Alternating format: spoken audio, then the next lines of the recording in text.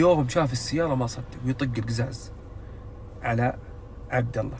عبد الله نايم، فناظر فيه قال له وش عندك؟ قال انت في المواقف هنا توصل يعني وكذا؟ قال لا انا انتظر واحد هنا. قال تنتظر واحد وش يعني؟ وش فيه الواحد هذا؟ قال والله نسى اغراض وابغى اعطيه.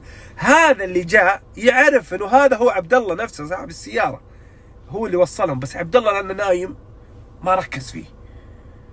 في يوم سمع هذا الشخص، فقال له هذا، قال من هو اللي تنتظره اللي نسى البوك حقه في سيارتك؟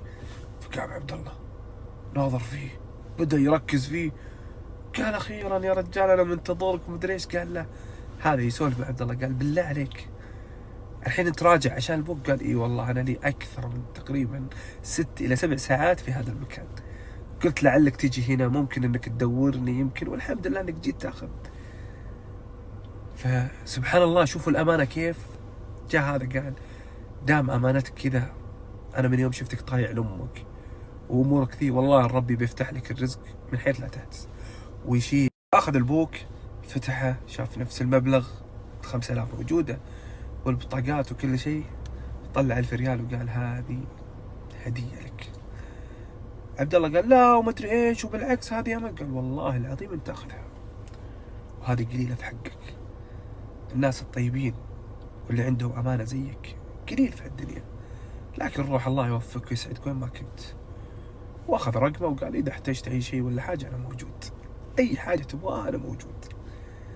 فشوفوا سبحان الله، يعني المبلغ هذا على فكره 1000 يعني يقولون، او يعني ترى مبلغ مقارنه بالسعوديه الى اليمن بالصرف 1000 ريال شيء كبير هناك، خصوصا اذا كنت محتاج. فالحمد لله رب العالمين فرج له، وهو ما كان متوقع ابد انه بيصير هالشيء.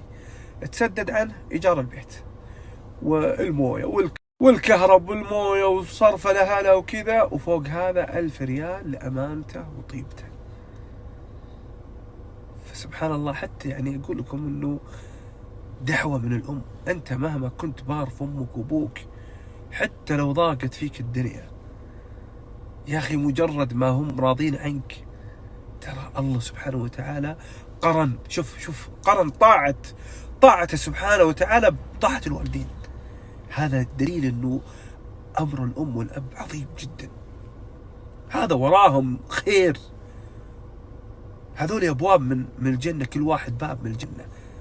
تسعى وراء امك وابوك وتقوم فيهم وتشوف ايش يبون وترضيهم وتكون بار فيهم وتوديهم تجيبهم، خصوصا الشخص اللي يكون في العائلة اللي خلاص الاب والام ما يختارون له، تعال يا فلان ودنا يا فلان روح جيب يا فلان، تلقى هو اللي يصرف هو اللي يسوي.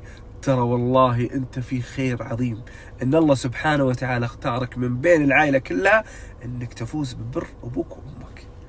تدري وش الشيء اللي بتكسبه يا اخي؟ ابوك باب من ابواب الجنة وامك باب من ابواب الجنة، دعوة واحدة تقلب حياتك فوق تحت. ان كنت بار فيهم والله ترى ما الاب والام مستحيل يدعون بالشر عليك، حتى لو دعوا عليك بشيء ترى مجرد ما تروح من هنا يا رب استغفر الله يا رب لا تقبلها يا رب.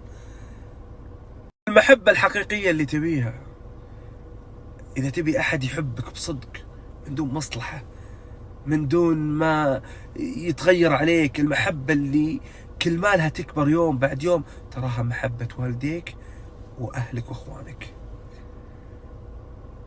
فاحرص عليهم، انتبه تغرك الدنيا، تصير وراء دوامك وراء فلوسك وراء حلالك وراء عيالك وراء كذا، ومهمل امك وابوك. ترى هذا عقوق، والله عقوق راح تحاسب عليه. لأن الله سبحانه وتعالى قال وقضى ربك ألا تعبدوا إلا إياه، شوف، وبالوالدين إحسانا. أمر عظيم، الله سبحانه وتعالى اللي يقول هذا الكلام. فتخيل الله معظم أمر الأم والأب، أمرهم عظيم.